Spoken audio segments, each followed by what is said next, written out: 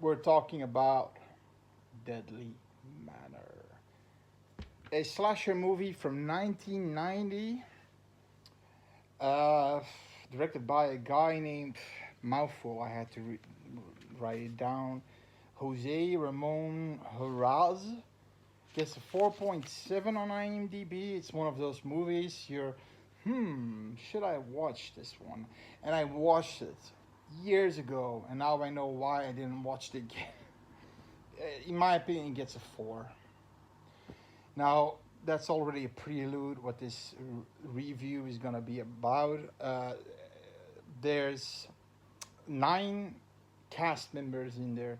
9 and one uncredited body that falls out of the wall. And only one person out of that, and I don't even know which character that was. So uninteresting these characters were. Is a guy named, now I wrote it down, never heard of him, but apparently award-winning director, producer, actor, writer. He did things like work along with Matt Damon, Julian Moore. He made this award. He died, rest in peace, in 2024, and made this show. Just watched the trailer to Last Call at Murray's.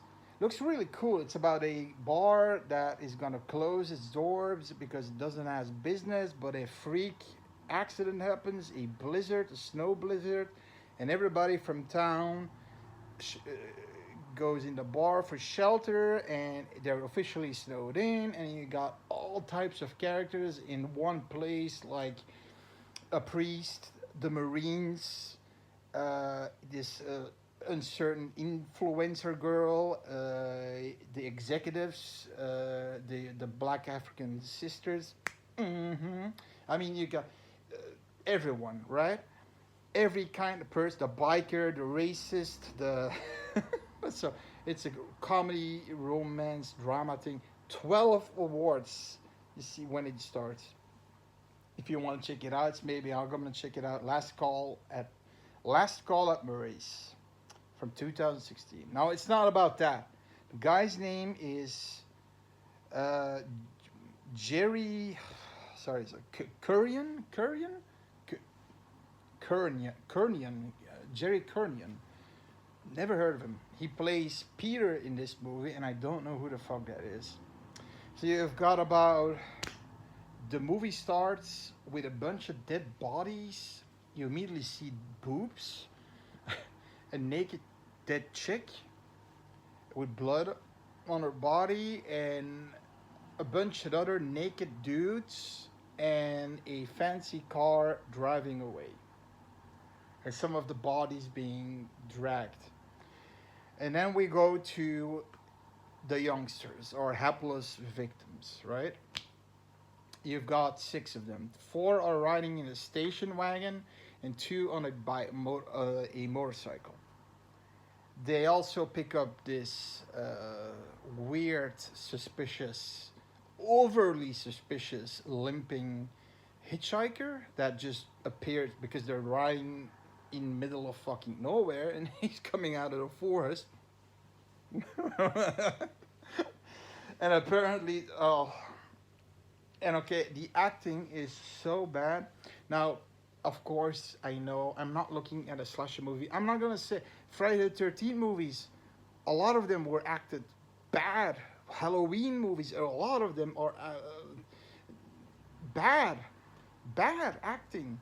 But the thing is, you always go to these movies for mostly a little the cheese, and if it doesn't want to be serious, like the Halloween movies, you got the cheese fest movies like Slaughter High with bad acting, but it's fun.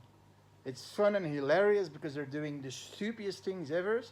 But then you've got these actors that want to be serious, and it's like they're reading a cue card in front of them, and every person in that movie wants to have a piece of dialogue, okay? And every person of that movie is a piece of cardboard. You don't know anything about it. They're cardboard. And I give you this: you don't know who the final girl or boy is gonna be because no one matters in this movie. They try to give you some, but so the movie, so these people, they're going to a lake called Lake Wannabe or Popopapapak, I don't know, something like that. Very small lake, and they need that specific lake. They don't say why. They don't say why, and but they're driving. They're driving amongst lakes after lakes, and they have a canoe on their car and lakes. And even when they get a flat tire, they stop at a lake. And the hitchhiker, saying he knows the area well, says, "Oh, it's hours from here." So I probably was lying, but there's a side story to this that goes nowhere. And these people eventually, because it's getting dark, they go off road, and you think to camp, but he just keeps going and going until he can, and they stop at these brushes because he can't go any further, and you got this giant manor, the deadly manor. They see a shrine like uh, stone plates with these pillars on, and there's a busted car on, which looks like serious fender bender. And in the car, you have a picture of a beautiful woman, and then black shoes with high heels and this silky, material, chic. And in the front, you have all these blood stains. Okay, then somebody of these people, one of the girls, I think her name was Helen, sees, and she's the girlfriend of Tony. That's because why do I remember you got that one, that Helen, and another one called Jack? That was the hitchhiker. The reason why is because they kind of give them an arc which goes nowhere. And there's another one, the comedic relief guy, but I don't know that guy's name. That can be Jerry Currian. He was annoying as hell. Okay, so wait. So they go in, they see somebody. Okay, let's get in the house. It's locked. Somebody saw somebody. That girl, Helen, says, "It's evil." And she just goes away. The boyfriend lets her go, Tony. The boyfriend, oh, Jesus Christ. Okay, wait. So they go in the manor, they find. Okay. They go in the manor, and they're getting killed one by one, right? Typical slasher movie. Let's talk about the pros and the cons. Pros first. Let's get that out of the way. The killer twist. There was a little twist. Who the killer is. There's a twist with the killer, and the way the killer looked like kind of looked good, creepy, or good practical effects. I'm thinking, and they had a chance with a good story because they really had a chance because this has been done in recent movies, but it wasn't being done before. I think that kind of twist, but they exposed that twist at the movie is an hour and 25 minutes long, at the 40-minute mark. All right, but luckily for us, there is a other twist. There are two twists. Okay, so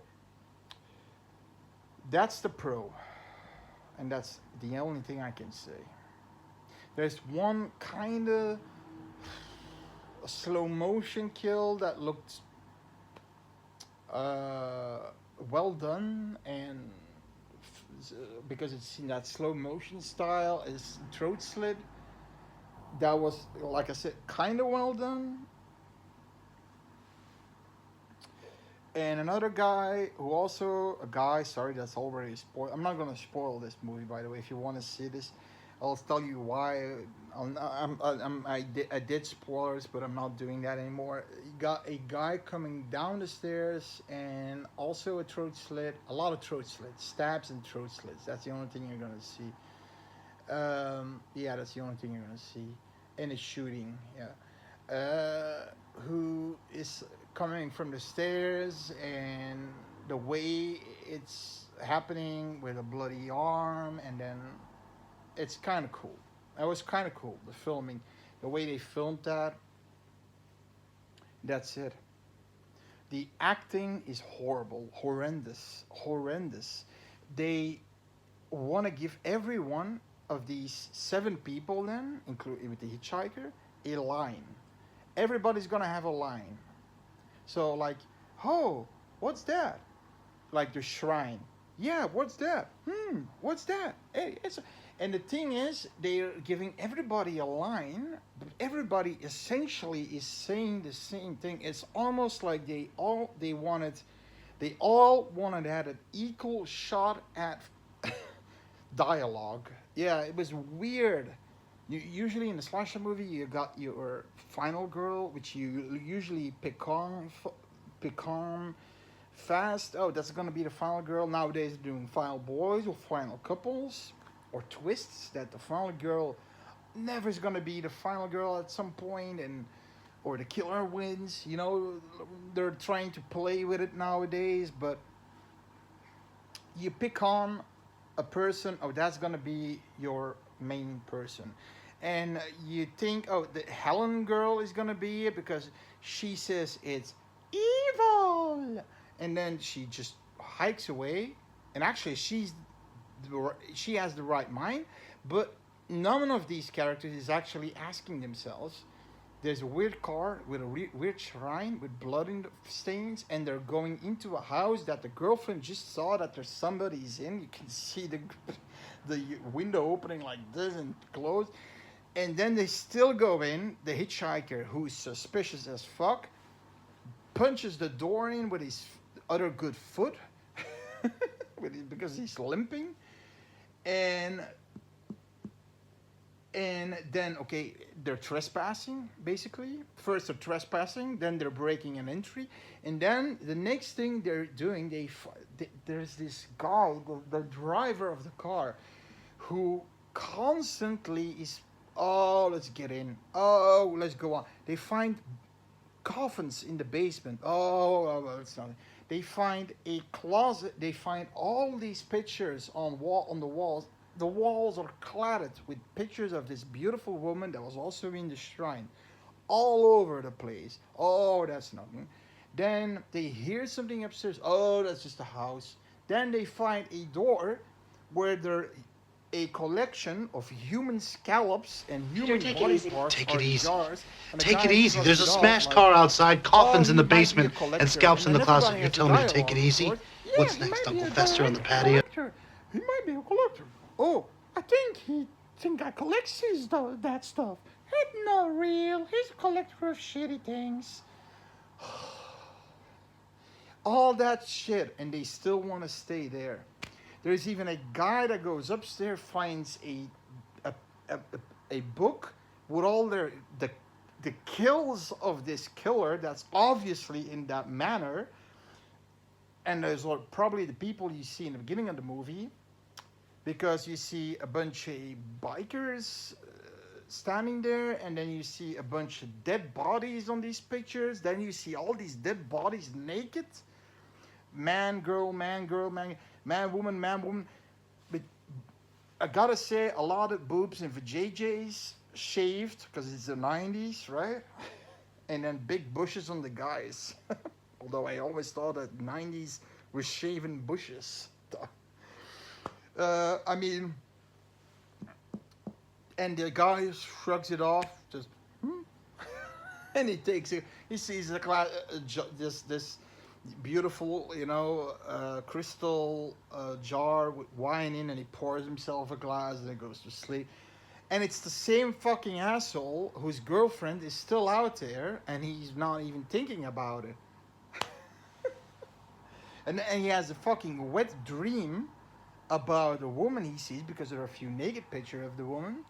That's a softcore porn scene, so people who want to see that, you see a lot of boobs, you see some that goes on for about 2-3 minutes, a sex scene, and the guy is having that wet dream, and it's then when the kind of first twist, who the killer is kind of exposed. But luckily for us, there's another twist. Luckily, yeah. And then you got a comedic relief guy who's so frustrating. Yeah, but the thing is, I think that's Mr. Jerry. That's Jerry. I think that's the award-winning guy. He's the only one who has the brains to say, we can't stay here. This is getting too shitty for. I mean, breaking the entry, okay, but then seeing fucking coffins and fucking scallops. He doesn't want to stay there, but it's raining like hell. There's a storm, and actually, at some point, he's with his girlfriend. He makes a good decision, and that's the last thing I'm going to spoil. Because you don't have a clue who the final person is going to be in this movie. And that maybe is something a pro. Because they're all as bad as... And I'm going to tell you this. Because of all this, they're kind of trying to give you, like I said, the Helen and Todd and Jack, the hitchhiker guy, a little bit more scene time. But... You know, the guy with the wet dream, that's Tony, you know, and they're giving them a lot of scene time, and for what, I don't know.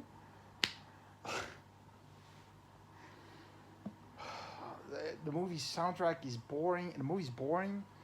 It takes like an hour, 25 minutes. There's one kill. In the beginning, you see the dead bodies, and then one kill after the 20-minute mark, and then you've got no kills for 40-ish minutes, an exploding sex scene,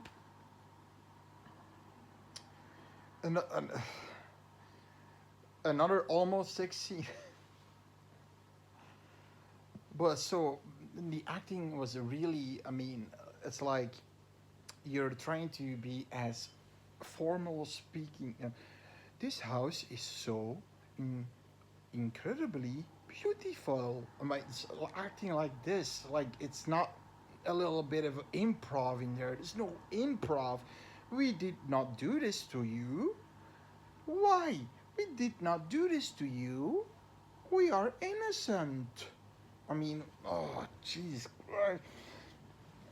So I'm not recommending this stuff for a horror fan, a slasher fan. But if you're an aficionado that really want to see, like, I want to see slasher movies, and I can recommend you slasher movies that are 3.7 that I did a review about. That's actually also, but it's cheesy, and the gore is more. There's more gore. There's more diversity in kills. And it was more of an interesting story because they couldn't escape. Here they get the fuck away. Just go the fuck away. Go to your fucking car. Because the flat tire was repaired. They couldn't get them. And then another thing is that the twists of the kill, but the reasoning behind the killing. The reasoning why has something to do with motorcycles. But we have one motorcycle guy and a couple on a motorcycle, and one a station wagon. Okay. So, no, this movie, I give it a 4. That means actually don't watch it. Everything under 4.5. 4.5, I always say, watch on your own risk. 5 is definitely give it a watch, give it a try. If 4 means don't watch it. If you want to watch it, just watch it because you're a slasher fan like me, and you want to. It's one of those last remnants of the 80s, you know. And after that, it went. You know, the 80s were the golden era of the slasher movies, and especially '81 was a great year until '85, and after '85 it kind of declined. So you still had good ones like Intruder, The Mutilator, Hide and Go Shriek, April Fool's Day, and all that those movies, but it kind of went down more and more downhill. And after when the '90s hit, it was until Scream hit the theaters in 1996, and it had a little burst up, but that's it for about 40 years, and then it just was dead again. So yeah, I personally think the slasher movie is a dying genre, subgenre of horror. I don't think you can doing a good thing with that needs a lot of work. The reboots of Halloween were shit. I can already tell you because I met, I think it's Nispel is his last name, Marcus Nispel, the director of the remake reboot of the Friday the 13th movie in 2009. Is never gonna do, they're not gonna stop, they're not gonna make any Friday the 13th movies anymore for people who, but they're gonna make a TV series. That's something I'm looking out for, about the events, fucking fly, the events that happened before, when Jason was at camp and Mrs. Voorhees was working there. I think it's called Memories at Crystal Lake. It's a TV series on Peacock. So that's coming out. That's the only thing that I'm kind of excited at. So, kind of excited for. From back in the, that's something that comes back from the 80s in the form of a television series. So that being said, Deadly Manor, a 4. I hope you liked the review. Comment if you do like the movie, because it's an opinion, of course, and why. That would be great. And I always like to have a debate, not a friendly debate. And like if you like, and subscribe. It's all free. It's all good, man. See you later. Bye bye.